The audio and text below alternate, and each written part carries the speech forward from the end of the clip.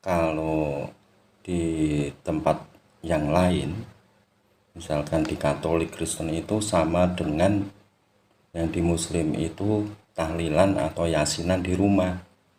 Jadi kayak gitu-gitu itu nggak perlu pakai izin, bos. Ya, nggak perlu pakai izin, sudah dijelaskan hukumnya ada itu.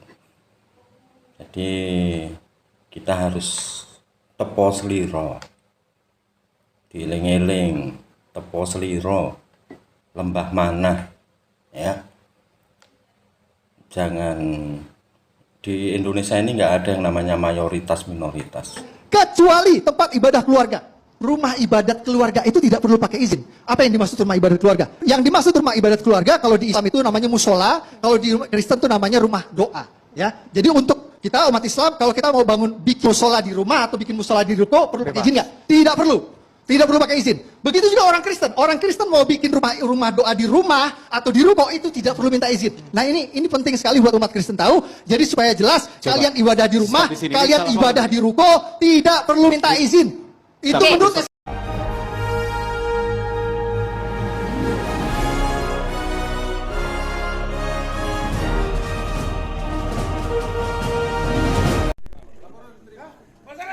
saya mau pelakunya diambil.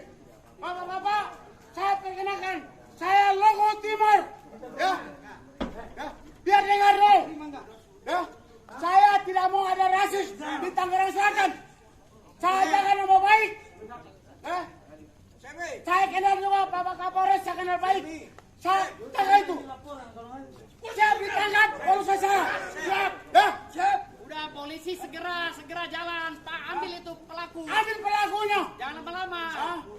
Kalau tidak ada, saya pimpin, saya serang kamu itu. Setuju? Ya. Jangan. Lama Maka, sekali kita udah berjalan jangan di Mabes, saya bilang ya. Tolong sampaikan pimpinan. Kalau tidak ada yang kasih, malam ini saya pimpin, saya bakar kamu itu. Saya siap di penjara. Siap. Nah, kita selesaikan di sana. Apabila tidak selesai, tabrak.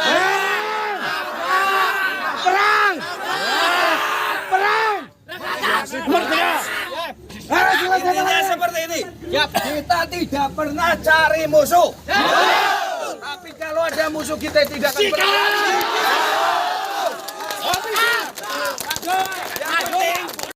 Kenapa harus di sini? Di lingkungan yang mayoritas memang muslim. Nggak ada di sini mayoritas ini kan. Coba lah Bu, kita saling menghargai. Sebagai minoritas, sebagai mayoritas, kita saling menghargai. Jangan bapak-bapak sebagai minoritas harus selalu dihormati, enggak. Sama-sama kita saling menghargai aturan yang telah ditetapkan pemerintah. Buat apa aturan itu ditetapkan kalau harus dilanggar lagi? Bila mana kita sudah mediasi, tapi tidak titik temu, sudah disediakan, sudah difasilitasi, tapi tidak bisa dilaksanakan.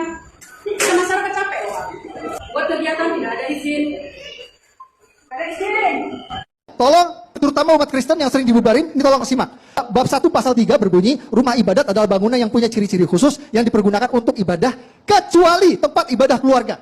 Rumah ibadat keluarga itu tidak perlu pakai izin. Apa yang dimaksud rumah ibadat keluarga? Yang dimaksud rumah ibadat keluarga kalau di Islam itu namanya musola, kalau di Kristen itu namanya rumah doa. Ya, jadi untuk kita umat Islam kalau kita mau bangun bikin musola di rumah atau bikin musola di ruko perlu pakai izin nggak? Tidak perlu.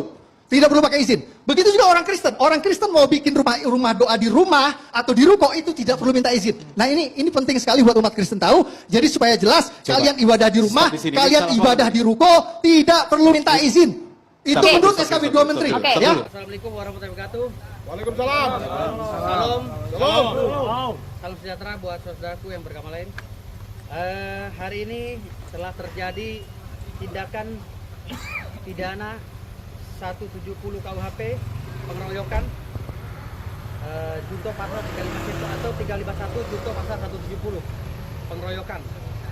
Ini terjadi karena ada provokasi dari oknum RT atau mantan RT yang berada di wilayah Unpam Victor ya, Unpam Babakan Setu di Tangerang Selatan. Ini terjadi provokasi terhadap mahasiswa-mahasiswi yang sedang melakukan ibadah umat Kristen. Lalu terjadilah pemukulan bahkan pembacokan yang hari ini kami laporkan, dan dengan korban Aurelia Cheryl Cica Remarsa Al-Islami. Jadi beliau-beliau ini sedang melaksanakan ibadah Rosario, lalu datang sejumlah provokasi ya, ada dalam video nanti saya upload, dan akhirnya terjadi pembacokan dan penganiayaan. Ini tersayat ya, ada berdarah ya, ada luka ringan dan luka berat. Korban satu lagi sampai saat ini belum bisa kita hubungi karena beliau trauma.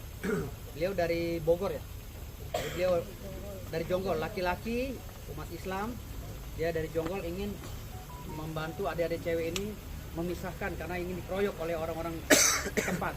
Namun dia jadi korban juga, kepalanya terbelah oleh pisau. Jadi gimana ceritanya? Jangan korban, jangan cerita. Jadi waktu pengeroyokan itu saya mengamankan satu orang, dan setelah mengamankan satu orang itu, satu orang yang saya amankan itu dicari sama warganya sendiri untuk mungkin nggak terima atau apa, sampai menggedor pintu saya. Di situ saya masih memegangin yang saya amankan itu, dan nggak lama yang nggak terima itu 2 orang kakak beradik yang Siapa membawa namanya? Siapa namanya? senjata tajam dengan biasa dipanggil Ipul, kakaknya yang maaf tangannya satu, Tangannya buntung ya? ya, yang adiknya itu bernama Ical. Ipul dan Ical ya? Ya, Ipul dan Ical.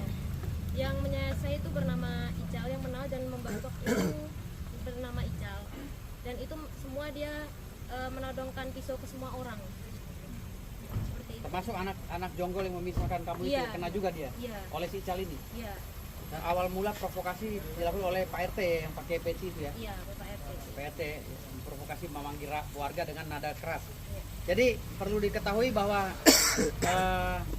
hak-hak masyarakat Indonesia untuk beribadah telah dilindungi oleh Undang-Undang Dasar 1945 pasal 28 dan pasal-pasal lainnya. Maka ketika terjadi provokasi dan diskriminatif terhadap agama tertentu, maka ini sangat melanggar pasal 343, pasal 179 yang termasuk dalam undang-undang turunannya. Jadi di sini jangan ada lagi intimidasi dan pelarangan-pelarangan. Memang negara ini kita mau dijadikan negara komunis, orang beribadah dilarang-larang. Jadi artinya di sini kalau Anda melarang, Anda mengaku orang beragama, tapi Anda melarang orang beribadah, berarti Anda adalah orang-orang komunis. Dan lagi kami Persaudaraan Timur Raya, Persaudaraan Timur Raya hari ini telah melaporkan ini. Silakan Pak Sekjen. Ya, mungkin satu aja dari saya, kami minta profesionalisme dari pihak kepolisian untuk menangkap para pelaku yang terlibat dengan kasus ini, tanpa terkecuali dia mau RT atau sekenapa, tidak ada urusan. Hanya itu aja dari saya. Ya, pelaku harus ditangkap malam ini juga. Harus.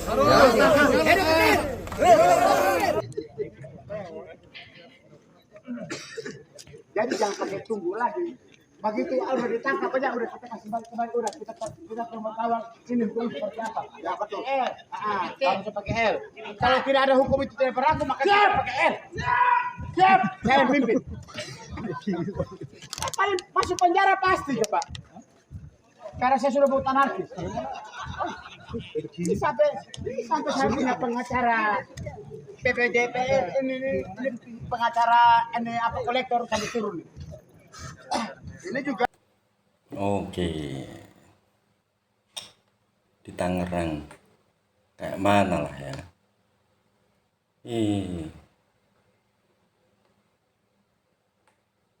Beribadah di rumah itu kalau di tempat yang lain, misalkan di Katolik Kristen itu sama dengan yang di Muslim itu tahlilan atau yasinan di rumah. Jadi kayak gitu-gitu itu nggak perlu pakai izin, bos. Ya, nggak perlu pakai izin, sudah dijelaskan hukumnya ada itu. Jadi kita harus tepo seliro, dieling-eling, tepo seliro, lembah mana, ya. Jangan, di Indonesia ini nggak ada yang namanya mayoritas minoritas. Semua warga NKRI, ya.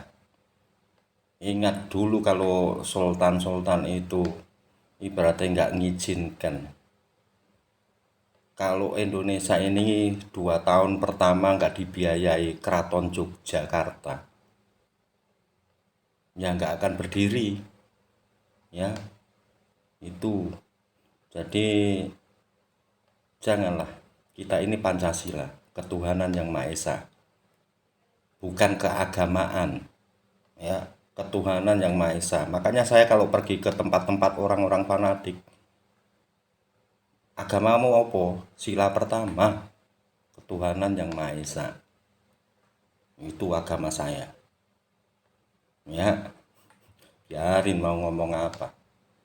Jadi ya, yang di Tangerang itu proseslah hukum. Jangan sampai, ya kita mengerti lah, sama-sama mengerti. Jangan hanya minoritas yang disalahkan. Ya, kadang kita pun juga berbuat salah, ya, oknum. Semua agama itu nggak ada yang mengajarkan jelek, semua bagus, ya. Makanya anak saya paling pantang kalau dia tanya, kamu orang apa? Orang Kristen, orang Islam, orang Hindu, orang Buddha. Kumarahi anakku itu, ya, anak saya kumarahi kalau dia tanya-tanya kayak gitu itu.